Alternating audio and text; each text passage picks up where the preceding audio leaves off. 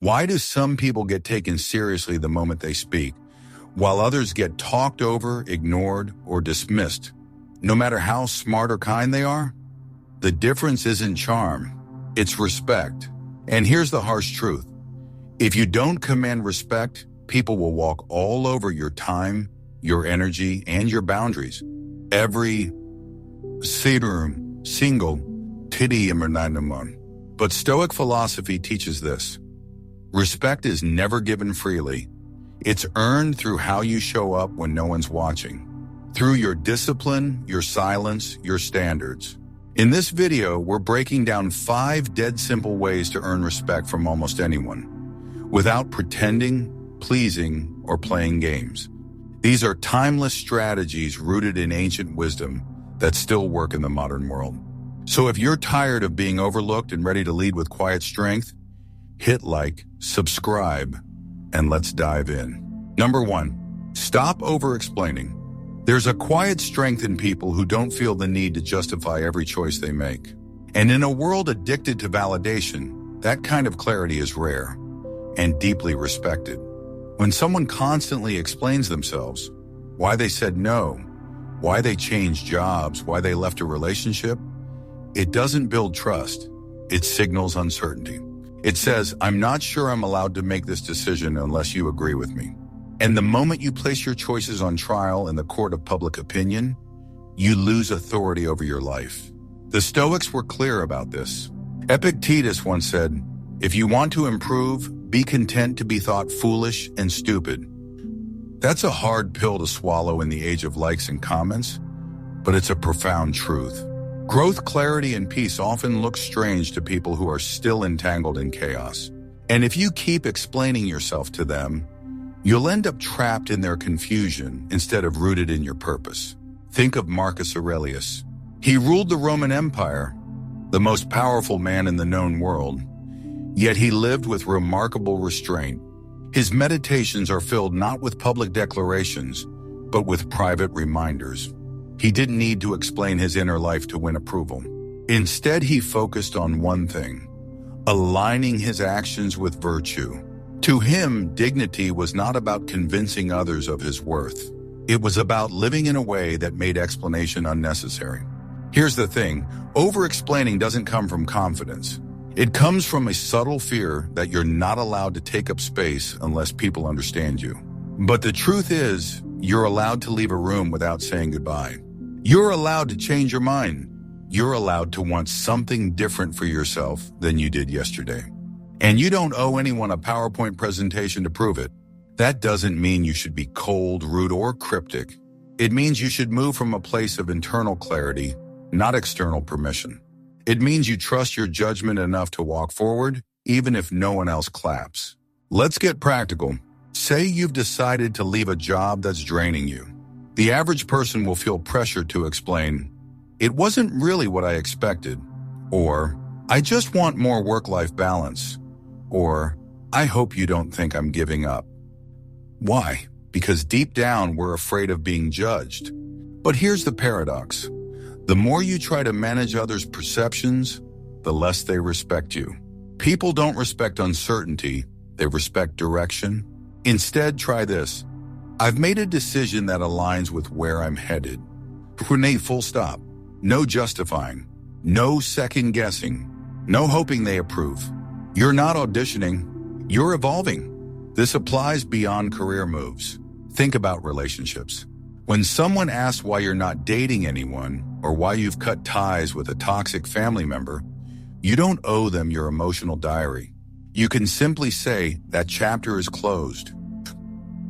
The less you defend your choices, the more grounded you appear.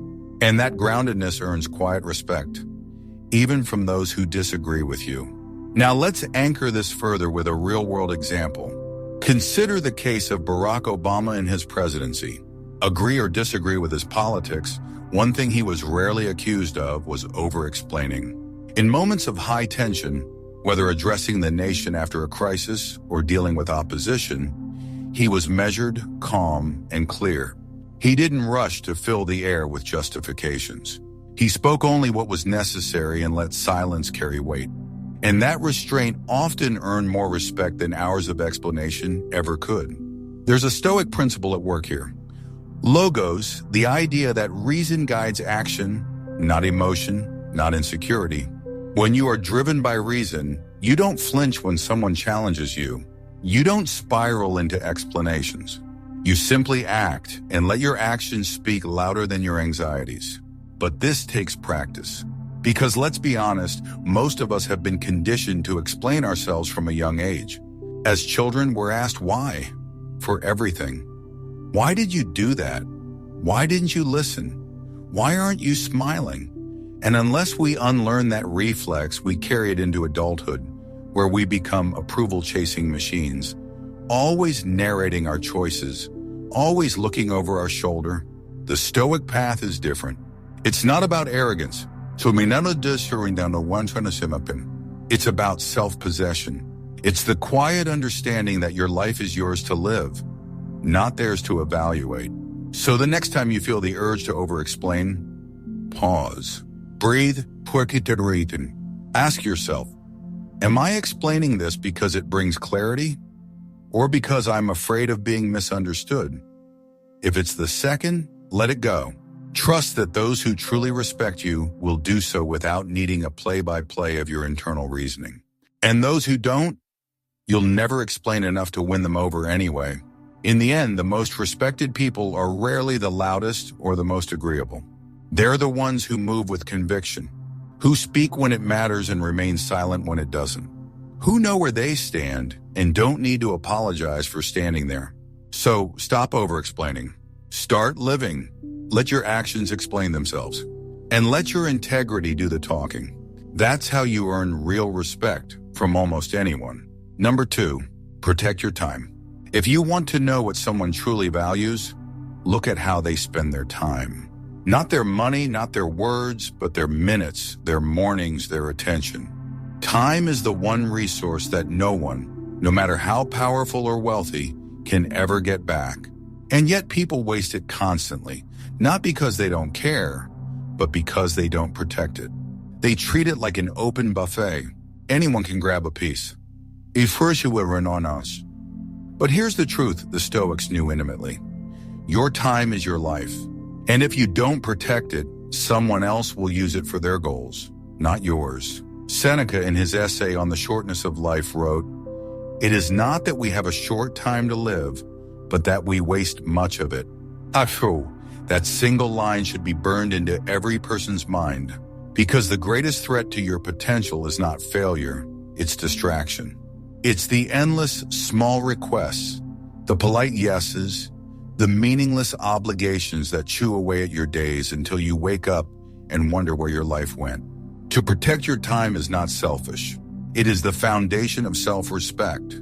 When you say no to something that drains you, you are saying yes to something that matters. Your peace, your focus, your purpose. But let's be real, it's hard, especially when the people making demands on your time are friends, family, co-workers, or people you don't want to disappoint. That's where most people crumble. They don't want to seem rude, cold, or unavailable, so they say yes out of guilt, not choice. And with every yes that should have been a no, they shrink a little. Not visibly, but internally, in confidence, in clarity, and energy. Here's where Stoic philosophy offers an unflinching solution. Marcus Aurelius in Meditations reminded himself, "You could leave life right now. Let that determine what you do and say and think." That's not morbid, it's empowering. If today were your last, would you really want to spend it in a pointless meeting, in a draining conversation, in a favor you were too afraid to decline? Protecting your time starts with a mindset shift. You do not owe everyone access to you. Your time is not a free-for-all. You get to decide where it goes.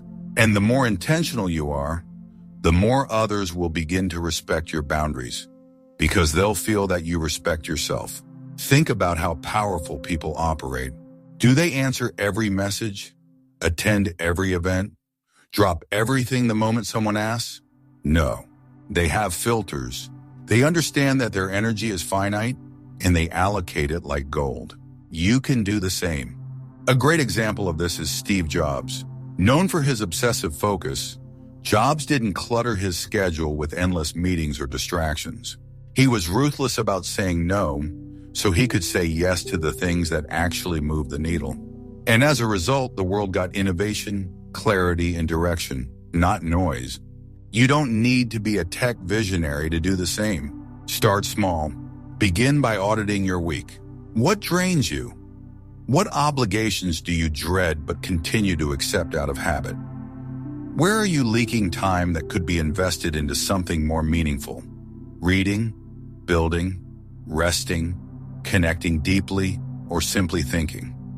Once you've identified the leaks, patch them, not with excuses, but with firm decisions. You don't need to announce them to the world. Just begin. Say no without guilt. Reschedule what doesn't align. Delay what isn't urgent. Decline with kindness but clarity. You'll notice something interesting. The first few times you protect your time, some people won't like it. They'll push back. They'll call you selfish, distant, even arrogant. That's okay. Let them fine. What they're really saying is, I liked you better when you didn't have boundaries. But boundaries aren't cruelty. They're clarity. And over time, the right people will adjust. Or they'll leave. Either outcome brings peace. The Stoics also believed in prioritizing based on virtue. Not vanity, not ego, not popularity. So when you protect your time, it's not just about being productive. It's about becoming a person who lives with intention, who refuses to be tossed around by the whims of others, who doesn't just exist but leads their life. In practical terms, this might mean turning off your notifications. It might mean blocking hours of your day for deep work or quiet solitude. It might mean answering a message a day later instead of immediately, because you were doing something more important, like thinking, planning, resting, not because you're lazy, but because you're choosing. And when people see that you don't allow everyone to occupy your attention, they begin to take your presence more seriously. They speak more deliberately. They value your words more. Why? Because you've made it clear that you value yourself. And nothing earns respect faster than someone who protects their time with quiet conviction. To live like a Stoic is to live with boundaries. Not out of fear, but out of focus. Not out of avoidance, but out of alignment. So remember this. Your time is the most honest reflection of what you value. If you give it away carelessly, people will treat it carelessly. But if you defend it, preserve it, and use it like the rare currency it is, people will feel that energy, and they'll respect it. Protect your time like your life depends on it, because it does. Number 3, stand your ground. There's a quiet power in those who hold the line, not with aggression, not with arrogance, but with calm clarity. They don't shout to be heard. They don't beg to be liked. They simply stand. And that stillness, when rooted in conviction, commands more respect than volume ever could.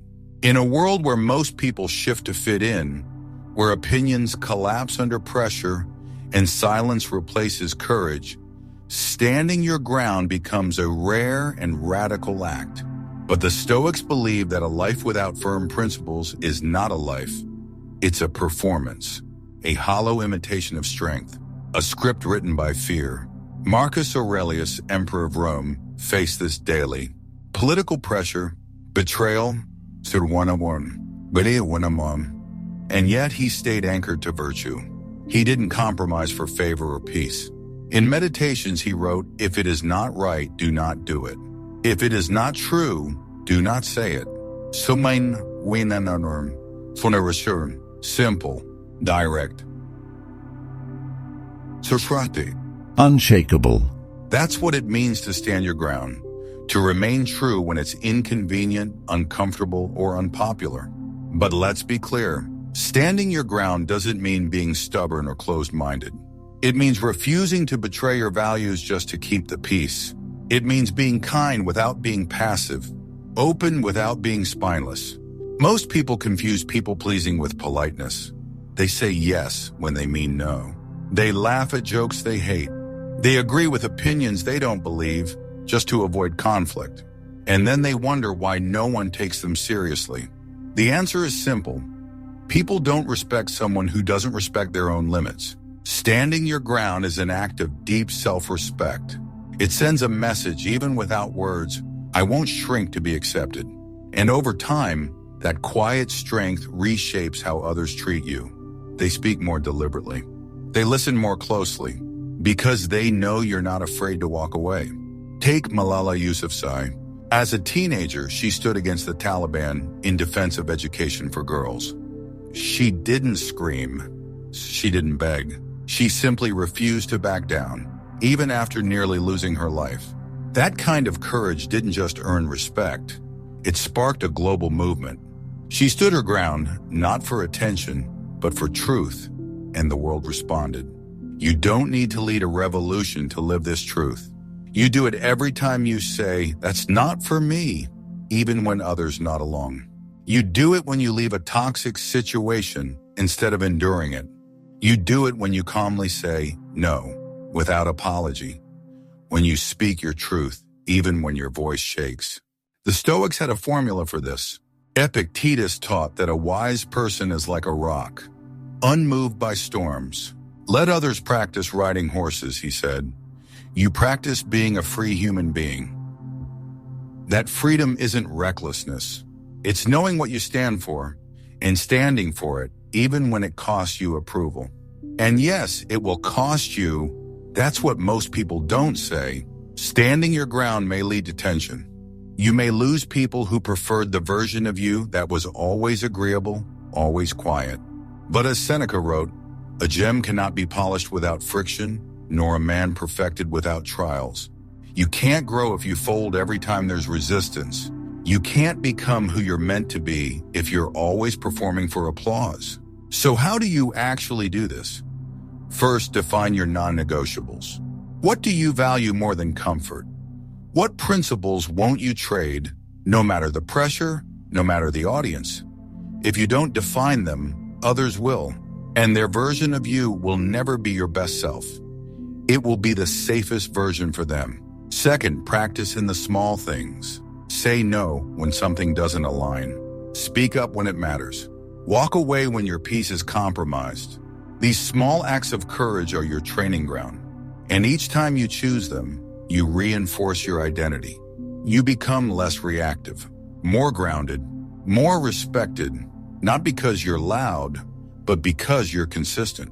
Eventually, people begin to notice they may not always agree with you, but they'll respect that you mean what you say. Because in a culture of constant compromise, clarity stands out like fire in the dark. And here's the real shift. When you start living this way, you stop fearing rejection. You stop walking on eggshells. You stop needing constant validation because your worth no longer depends on being liked. It's built on something stronger, self-trust. That's how you become someone others look to. Not because you demand attention, but because you radiate integrity. You lead without forcing. You influence without trying. That's the mark of someone who stands their ground. Not to control others, but to remain true to themselves. Standing your ground isn't a single act, it's a way of life. A daily commitment to live by truth instead of fear. To honor your values over your need for comfort. To build a life that isn't shaped by external pressure, but internal purpose. So the next time you're asked to soften your stance just to make someone else feel okay, remember, peace that comes from self-betrayal isn't peace, it's surrender. And there's no respect in surrender. Pause, breathe, then stand. Not to prove a point, but to protect what's sacred, your integrity. That's the kind of strength the Stoics revered. That's the kind of strength the world remembers. Number 4, do what you say. Talk is cheap. Promises are everywhere. On social media, in politics, in everyday conversation. But follow through, that's rare. That's where respect is built.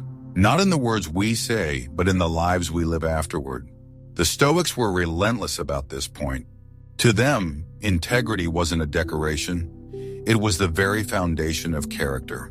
Epictetus put it simply, Don't explain your philosophy, embody it. In other words, the only proof that your values are real is that you live by them, especially when it's inconvenient, when it's hard, when no one's watching. You see, people respect consistency more than charisma. You can charm your way into attention, but you can't charm your way into respect.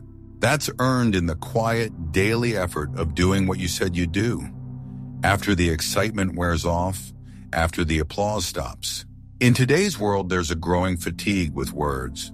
People are tired of being promised things by bosses who underdeliver, by leaders who shift with the polls, by friends who say, "I'm here for you," but vanish the moment things get hard. We're not starved for inspiration. We're starved for integrity. For people who mean what they say. For people who show up. The Stoics called this alignment between word and deed virtues, not just moral virtue, but excellence of character. And for them, it wasn't optional.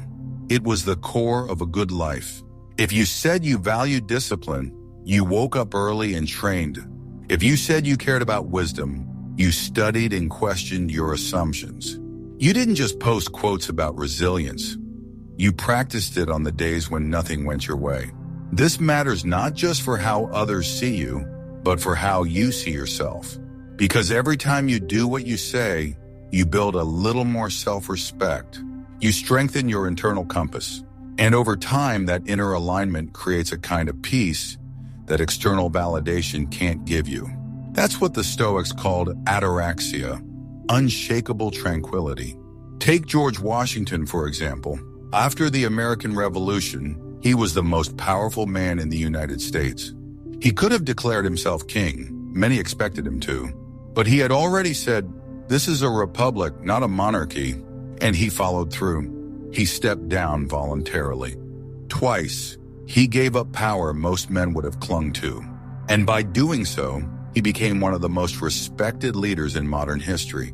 Not because he said the right things, but because he did the right things, even when it cost him. Contrast that with countless modern figures who talk endlessly about values, then abandon them the moment pressure arrives. It's not just disappointing, it's corrosive. It teaches people not to believe in anything, not in institutions, not in promises, and ultimately not in themselves. But it doesn't have to be that way. You can be different. You can be the one who actually follows through. And no, that doesn't mean you never make mistakes. It means when you fall short, you own it. You don't deflect or dodge. You take responsibility. And that builds more respect than pretending you never mess up. Let's bring it closer to home. Imagine a father who tells his kids he'll be at their game, but cancels at the last minute. Once maybe it's forgivable. But if it becomes a pattern, the words "I promise" start to mean nothing. Now imagine a different father, one who doesn't promise often, but when he does, he rearranges everything to make it happen. His word means something. That's the kind of man Stoicism shapes. A man whose speech isn't loud, but whose actions echo for years. So how do you cultivate this? First, speak less. Don't commit casually. Don't say yes to everything. In the Stoic tradition, speech should be deliberate, measured. Marcus Aurelius warned against being a man of many words and many deeds. If those words outpace your capacity, make fewer promises, but make stronger ones, and then over-deliver on them. Second, start small. Say you'll get up at 6 a.m. Then do it. Say you'll read 10 pages, then read them. It's in these micro moments that your character is forged. You don't become a trustworthy person in grand declarations. You become one in the trenches of ordinary life by refusing to compromise with your own laziness, fear, or forgetfulness. Third, make failure a tool, not a trap. When you fall short, don't hide it. The Stoics taught that shame is useful only if it leads to improvement. So reflect, adjust, and recommit to one it is for anyone. You earn respect not by being perfect, but by being accountable. Seneca said, "Long is the way by precepts, short and effective by examples." People don't remember what you told them. They remember how you showed up. They remember the job you did, the time you made, the effort you gave. And that's what they respect. Not the title, not the talk, but the track record. In the end, this is about becoming a person whose life speaks for itself, whose presence brings trust, because others know your words are backed by discipline. And when you walk into a room, they don't just hear what you say, they feel what you stand for. So if you want to earn respect, don't start with more promises. Start with fewer but stronger ones. Start with actions that speak so clearly that words become unnecessary. That's the Stoic way. Quiet, consistent, and unbreakable. Number 5, stop complaining. There's a difference between pain and self-pity, between struggle and whining. Everyone suffers, but not everyone complains. And that difference makes all the difference, especially in the eyes of those who respect you. Complaining is easy. Fixing things is not. That's why most people choose the former.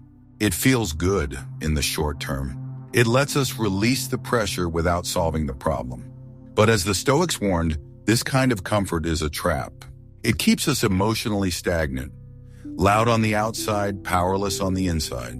Marcus Aurelius, in the height of war and plague, wrote, "You have power over your mind, not outside events. Realize this, and you will find strength." Oh, he never said suffering wasn't real, but he refused to waste his energy complaining about what he could influence.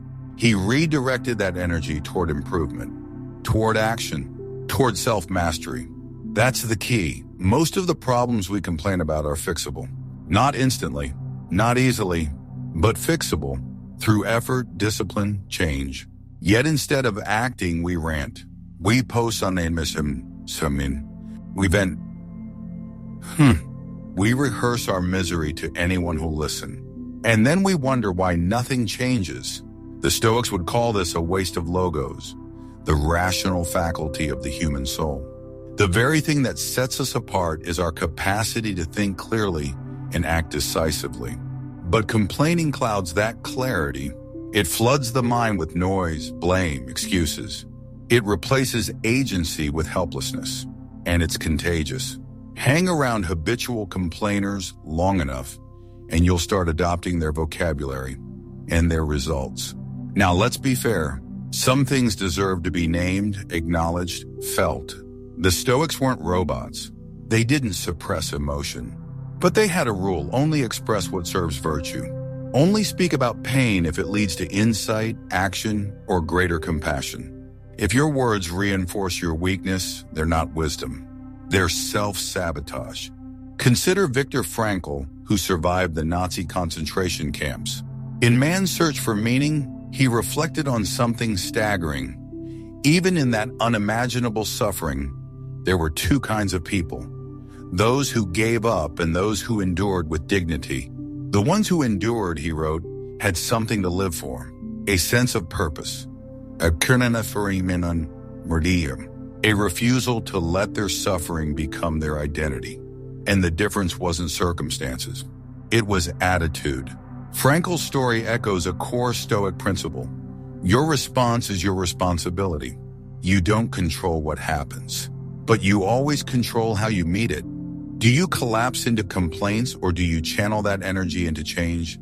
This applies everywhere: work, health, relationships. Take the person who complains daily about their job. They say they're burned out, unappreciated, stagnant. And maybe that's all true. But then ask, what are you doing about it? Are you upskilling, networking, creating an exit plan? If not, the complaint isn't a sign of struggle. It's a signal of avoidance. Or take fitness. We complain about how we look, how we feel. But are we moving our bodies? Are we eating with intention? Are we sleeping, stretching, drinking water? These are fixable problems. But our culture has normalized venting over action, feeling better about feeling bad, without actually improving anything. The Stoic approach is brutal in its honesty, but it's also liberating. Because once you realize that change is available, when you drop the fantasy of control and embrace the reality of effort, life opens up. You stop waiting to be rescued, You become the one who rescues yourself. So what can you do instead of complaining? First, pause. Before you speak, ask, is this a release or a request? If you're just venting, stop. If you're asking for help, clarity, or strategy, speak with purpose. Direct the energy toward growth, not just noise. Second, act or even a small step matters. Research the class. Make the call. Say the thing. Schedule the walk. Action is not always glamorous, but it's sacred. Because every small step pulls you out of victimhood and into power. Third, reflect. Ask what your complaint is trying to teach you. Often behind the noise is a need for boundaries, for progress, for change. Listen, but listen deeply. Let your frustration be a signal, not a soundtrack. Epictetus said, it's not things that disturb us, but our judgment about things. A poor diet doesn't make you miserable. Your belief that change is impossible does. A long commute doesn't ruin your day. Your refusal to use that time meaningfully does. It's our framing, more than the facts, that determines our peace. So, if you find yourself complaining, stop. Ask, is this problem fixable? If it is, fix it. If it's not, accept it. But don't sit in the middle, clinging to the comfort of complaint while avoiding the discomfort of effort. The world doesn't need more clever rants. It needs more examples of quiet resolve. Of people who stop blaming and start building. People who take ownership of their lives, not because it's easy, but because it's necessary. In the end, the Stoic path is not about silencing your struggle. It's about transforming it. Turning problems into fuel. Turning discomfort into direction. Turning emotion into motion. So the next time you catch yourself spiraling into complaint, pause, breathe, and act, not because you feel like it, but because that's what strength does. And strength, as the Stoics knew, is earned, not spoken. Respect isn't something you demand. It's something you embody. Not in big, dramatic moments, but in the quiet, daily choices that shape your character. You earn it when you stop over-explaining and start owning your truth. You earn it when you protect your time like it matters, because it does. You earn it when you stand your ground, even when it shakes. When you do what you say, when you stop complaining and start building. The Stoics didn't seek applause. They sought alignment with nature, with virtue, with who they were meant to be. And that alignment, lived out consistently, is what creates real, lasting respect. Not just from others, but from yourself. So if you take anything from this video, let it be this. You don't need to be perfect, but you do need to be intentional. Every time you choose clarity over chaos, courage over comfort, discipline over drama, you send a message. Not with your words, but with your life. If this spoke to you, hit like, subscribe, and share this with someone who's walking the same path. And remember, the world doesn't need more noise. It needs more examples. Be one.